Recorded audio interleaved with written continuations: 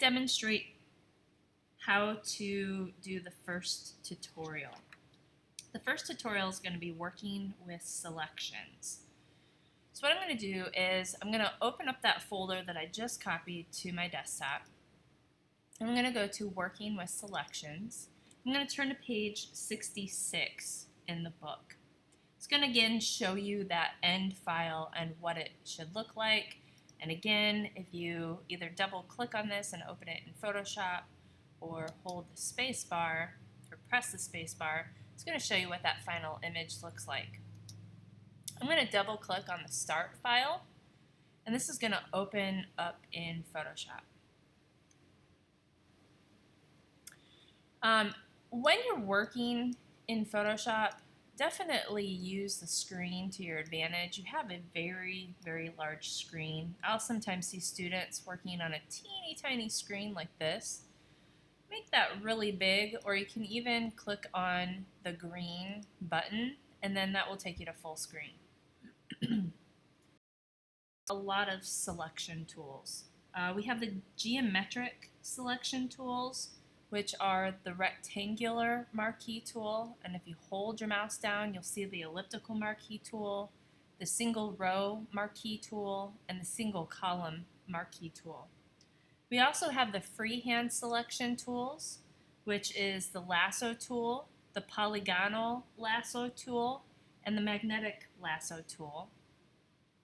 And then we have some edge-based selection tools, like the quick selection tool. And then we also have the color-based selections, such as the magic wand tool.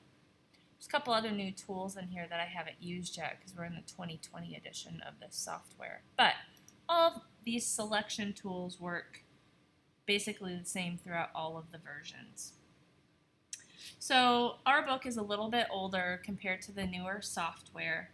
So you might see some things that are a little bit different, but I'm going to try to catch those for you and show those to you.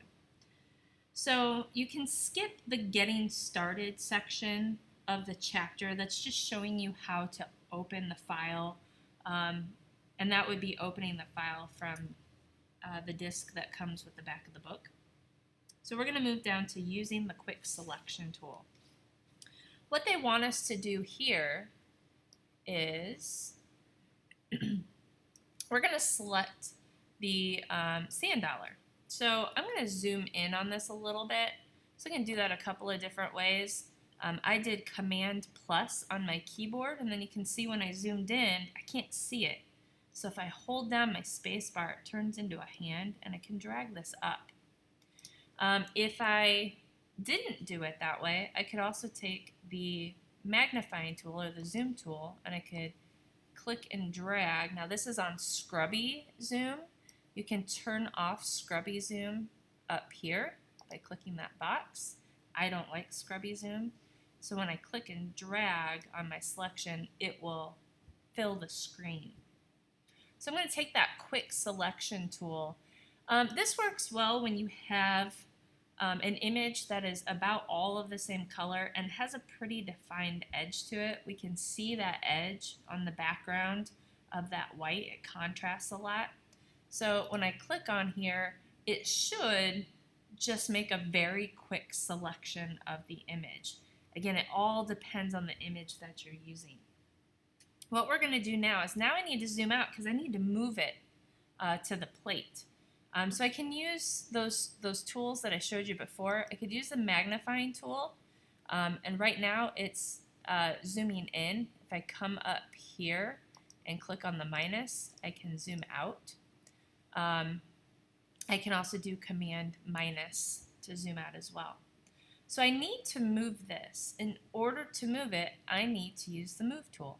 So that's the tool up here at the top. So if I click on that, now what I'm going to do is click and drag this, and this wants me to move it right about here. Now with this particular tutorial, once I have cut it out and placed it where I want it, I need to leave it there. So I need to make sure it stays in that spot. If I don't, You guys haven't learned to use layers yet, and this particular tutorial isn't using layers. So if I were to deselect this, so Command D, and then try to select it again, I'll show you what happens. And I try to move it again, it's going to cut out part of that plate. So make sure you know where you want to place it before you put it down. You can always go back to page 66 and see what that tutorial is going to look like. The next thing that we're going to do is use the elliptical marquee tool to select this little dish of shells. So by default, you'll see your rectangular marquee tool. I'm going to hold my mouse down and drag over to the elliptical marquee tool. Now this can be a little bit tricky. I'm going to zoom in a little bit on this for you so you can see this. Because when I try to select this, I might not get a perfect selection right away.